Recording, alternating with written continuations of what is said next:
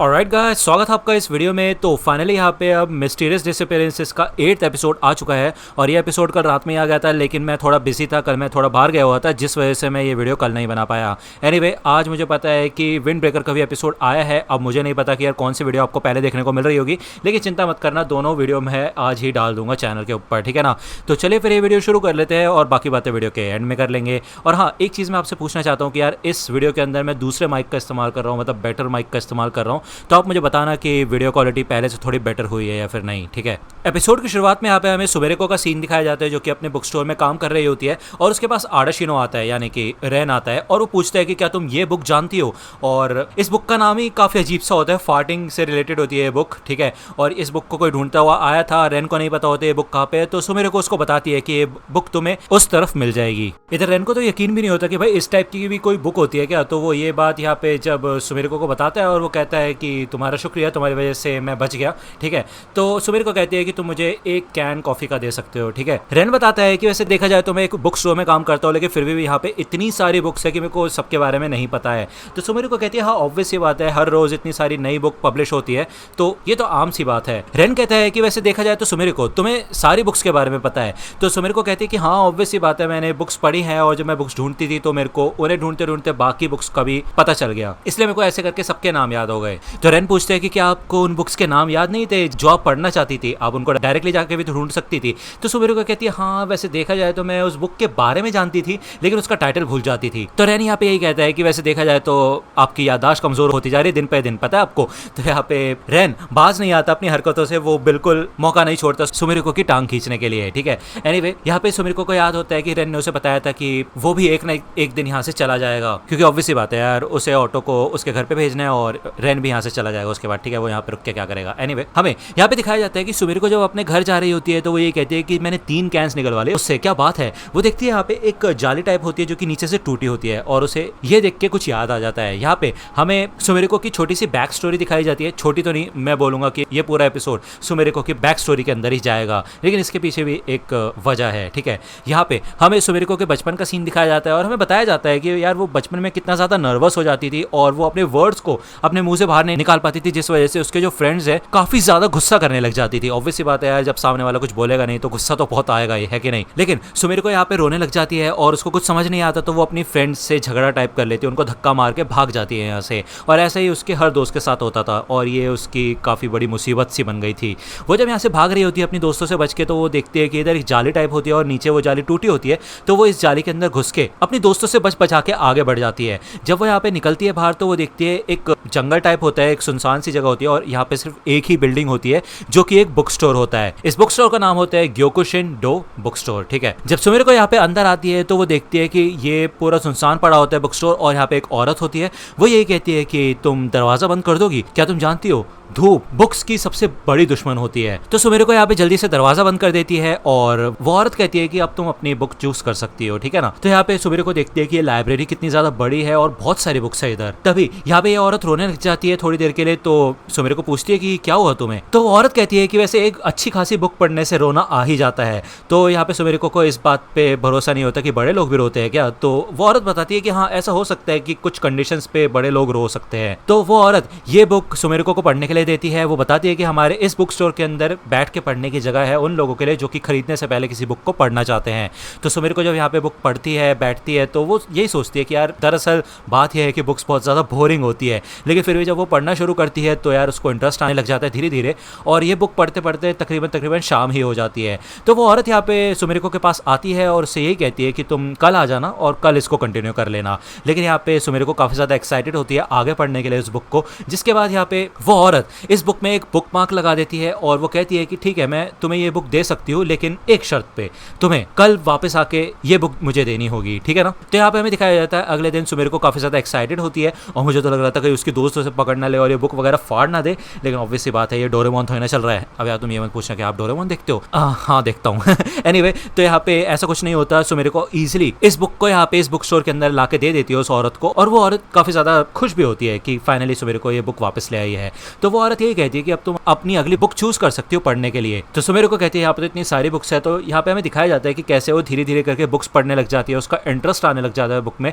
वो एक ऐसी बुक पढ़ती है जिसमें कुछ अफेयर्स वगैरह की बात होती है, तो वो उस औरत से पूछती है कि अफेयर क्या होता है। तो वो औरत उसको इस चीज़ की एक्सप्लेनेशन भी देती है। वो बताती है कि वैसे हर इंसान के अंदर एक डिक्शनरी होती है वर्ड्स की, ठीक है, वो तुम्हारे ऊपर है कि तुम बात करके उस डिक्शनरी को सामने वाले इंसान के दिल से बाहर निकाल सकती हो या नहीं, ठीक है ना। हमें दिखाया जाता है कि वो औरत यहाँ पे सुमेरु को स्नैक्स वगैरह भी देती है और काफी ज्यादा सपोर्टिव होती है। वो जब यहाँ पे सुमेरु को अपनी अगली बुक चूज कर रही होती है, उस समय यहाँ पे वो औरत सुमेरु को देखती है और वो नोटिस करती है कि कुछ तो गड़बड़ है, ठीक है। वो यहाँ पे बात करती है उससे और पूछती है कि जब तुम पहली बार इस बुक शॉप में आई थी तब तुम रो रही थी, तो क्या कोई गड़बड़ है, कुछ हुआ है तुम्हारे साथ। तो सुमेरु को यहाँ पे फाइनली बताती है कि उसको बोलने में, अपने वर्ड्स को एक्सप्रेस करने में काफी ज्यादा हिचकिचाहट होती है और इसी वजह से उसके दोस्तों की और उसकी लड़ाई हो जाती है, ठीक है। सुमेरु को हमें बताती है कि वो औरत ये सारी की सारी बातें बिल्कुल शांति से सुन रही थी, ऐसा नहीं है कि बहुत जल्दबाजी कर रही हो या फिर कुछ। वो सुमेरु की बात का खत्म होने का वेट कर रही थी वहां पे। और इसके बाद यहाँ पे सुमेरु को उस औरत ने ये सजेस्ट किया था कि हर इंसान के अंदर अपनी एक डिक्शनरी होती है और मैं तुमसे चाहती हूँ कि तुम अपने जो दिमाग में वर्ड्स चल रहे हैं उनको पेपर पे लिखना शुरू करो। पहले तुम्हें उन वर्ड्स को सोचना है, उसके बाद धीरे धीरे करके उसको एक पेपर पे लिखना है।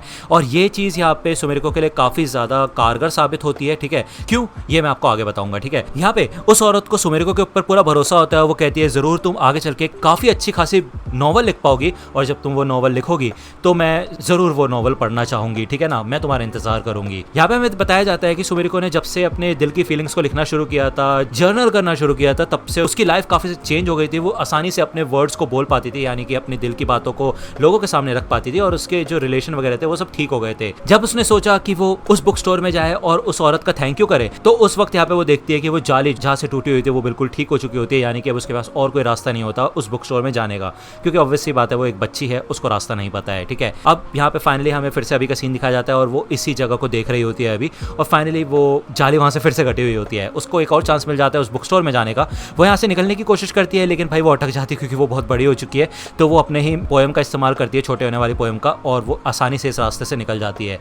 वो किसी तरह इस जगह से बाहर निकलती है और उस बुक स्टोर के पास जब पहुंचती है तो हमें दिखाया जाता है कि वो बुक स्टोर पूरा टूट चुका है और अब वहाँ पे कोई वजूद नहीं है बुक स्टोर का, ठीक है। और उसको इस बुक स्टोर के पीछे का सच नहीं पता चला और ऑब्वियस सी बात है यही स्टोरी खत्म होती है। अब ये सारी की सारी बातें सुमेरु को रेन को बता रही होती है, क्योंकि ऑब्वियस सी बात है रेन ने पूछा होता है कि सुमेरु को इतनी सारी बुक्स के बारे में कैसे पता है, ठीक है। यहाँ पे हमें बताया जाता है कि सुमेरु को अभी जब बोलती भी है, उसके बोलने के स्टाइल के पीछे भी उसी औरत का हाथ है। वो कोशिश करती है कि वो उस औरत की तरह बोले, ठीक है, वो उसकी तरह बनने की कोशिश कर रही है। इस वजह से शायद सुमेरु को अभी आज की डेट में इस बुक स्टोर के अंदर काम कर रही है। यहाँ पे रेन पूछता है कि उस बुक स्टोर का नाम क्या था, तो सुमेरु को बताती है कि उसका नाम था ग्योकुशिन डो। तो रेन यहाँ पे सोचना शुरू करता है और वो कहता है कि एक रहस्यमयी औरत जिसे बुक पढ़ना पसंद है और बुक स्टोर में काम करती है, क्या उसने तुम्हें ऐसे इनवाइट किया था जैसे तुम दोनों एक ही चिड़िया के पंख हो। तो यार ऑब्वियस सी बात है यहाँ पे मैनेजर आ जाता है और वो सुमेरु को मदद करने के लिए बुलाता है डिलीवरी के काम के लिए।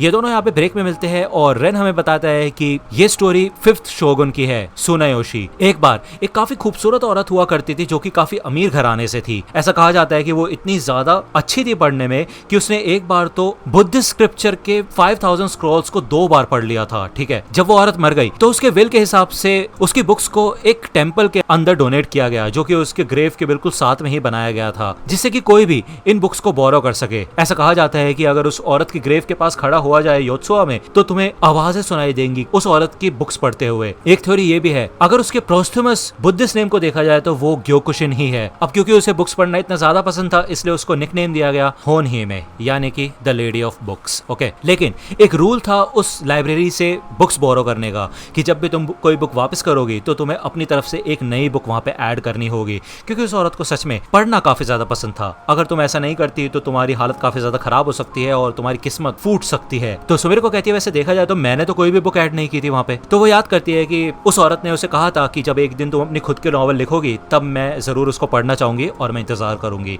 तो यहाँ पे वो ये सोच के काफी ज्यादा खुश होती है कि इस दुनिया में ऐसे भी लोग हैं जो कि एक अच्छी बुक पढ़ने के लिए कितना भी वेट कर सकते हैं। तो वो यही सोचती है कि उसको अपनी बुक जरूर उस औरत को पढ़ानी है, ठीक है। दूसरा यहाँ पे हमें बीच में एक शो का सीन दिखाया जाता है जहाँ पे एक मरमेड टाइप की लड़की होती है कि वी ट्यूबर होती है ये बंदी, और इसका नाम होता है हिमेओ योरुमन। और अभी हमें इसके बारे में नहीं बताया जाएगा, इसके बारे में हमें एपिसोड के एंड में बताया जाएगा। दूसरी ओर हमें सुमेरु और रेन का सीन दिखाया जाता है। सुमेरु यहाँ पे रेन से पूछती है कि क्या तुम्हें कोई नए कर्स ऑब्जेक्ट मिले, तो रेन बताता है कि कर्स ऑब्जेक्ट मिलना काफी ज्यादा मुश्किल है और जरूरी नहीं वो किसी क्यूरियोसिटी के साथ साथ ही जॉइंट हो। सुमिरुको कहती है कि तुम एक सुकु मोगामी भी तो ढूंढ सकते हो ना, या फिर ऐसे ही कुछ। तो रेन कहता है कि ऐसा कुछ मिलना काफी ज्यादा मुश्किल है, वो भी खासकर इस जमाने के अंदर। जो सुमिरुको कहती है मैंने तुमसे ये उम्मीद नहीं की थी कि तुम ऐसा कुछ बोलोगे। तो रेन कहता है कि देखो यार, हर किसी इंसान के पर्सनल आइटम होते हैं और उसी के अंदर हो सकता है ये, और अब मैं किसी के भी पर्सनल आइटम को ऐसी ताक झाक तो नहीं कर सकता ना। अब तुम बताओ मेरे को सुमिरुको, क्या तुम मुझे अपने पर्सनल आइटम दिखाओगी? तो सुमिरुको कहती है भाड़ में जाओ तुम। तो रेन कहते हैं वैसे भी इस एरा में इसका कोई नाम निशान नहीं, क्योंकि आजकल के लोग डिजिटल चीजों पे ज्यादा ध्यान देते हैं ना कि फिजिकल चीजों पे, ठीक है ना। दूसरी यहाँ पे हमें अगले दिन का सीन दिखाया जाता है जहाँ पे नोडोका और ऑटो होती है,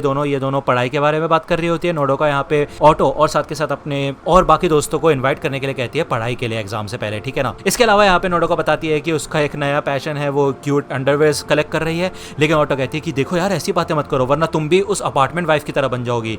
यहाँ पे नोडोका पूछती है अपार्टमेंट वाइफ वो कौन है? तो ऑटो बताती है वही वकाज़ाकोरी सेनपाई। तो यहाँ पे ये दोनों उसके बारे में बात करती है, जिसके बाद ये दोनों ही अपने अलग अलग रास्ते पे चली जाती है। यहाँ पे हमें दिखाया जाता है ऑटो फिर से अज्योर कैफे में जाती है, वही दूसरी ओर नोडोका एक हॉस्पिटल के सामने से निकलती है। यहाँ पे हमें दिखाया जाता है कि शिजुको बैठी होती है और ऑटो का स्वागत करती है। वो ऑटो ने यहाँ पे फिर से अपनी मेड कॉस्ट्यूम पहन ली होती है और वो अपने कैरेक्टर के अंदर घुस जाती है, बिल्कुल काफी क्यूट लग रही होती है, ठीक है। वही दूसरी ओर हमें दिखाया जाता है नोडोका का सी, जो कि ये कहती है कि स्कूल और डैड दोनों के दोनों काफी ज्यादा मतलबी हैं। तो यहाँ पे हमें एक लेटर दिखाया जाता है जिसमें लिखा होता है टू स्टूडेंट्स एंड पेरेंट्स, और ये एक नोटिस टाइप होता है जिसमें लिखा होता है कि सोशल मीडिया अकाउंट्स के ऊपर या वीडियो साइट्स के ऊपर अपना अकाउंट बनाना प्रोहिबिटेड है, यानी कि नहीं बना सकते। कोई लाइव स्ट्रीम और वीडियो अपलोड करना सब कुछ मना है, ठीक है। और अगर कोई बच्चा लाइव स्ट्रीम या फिर वीडियोस देख भी रहा है तो वो अपने पेरेंट्स के परमिशंस के साथ देखना होगा और उनके साथ ही बैठ के देखना होगा, और अगर ऐसा करते हैं तो उसकी भी एक डेली लिमिट होनी चाहिए। तो यहाँ पे नोडोका चाहती है कि वो गाना चाहती है और वो चाहती है लोग उसे देखें, लेकिन ऐसा वो नहीं कर सकती, उसे काफ़ी ज़्यादा गुस्सा आ रहा होता है। और यहाँ पे हमें दिखाया जाता है कि वो एक लाइव स्ट्रीम देख रही होती है उसी मरमेड यूट्यूबर की, ठीक है ना। हो सॉरी, यूट्यूबर नहीं, वीट्यूबर, हिमोए योरोमुन। और ये एपिसोड यहीं पे खत्म होता है। इस एपिसोड के एंड में एंड क्रेडिट्स कह सकता हूँ मैं, ठीक है। हमें दिखाया जाता है कि ऑटो की शिफ्ट यहाँ पे खत्म हो चुकी होती है और शिजुको उसका शुक्रिया अदा करती है कि इस महीने उसने काफी मदद की है इन लोगों की।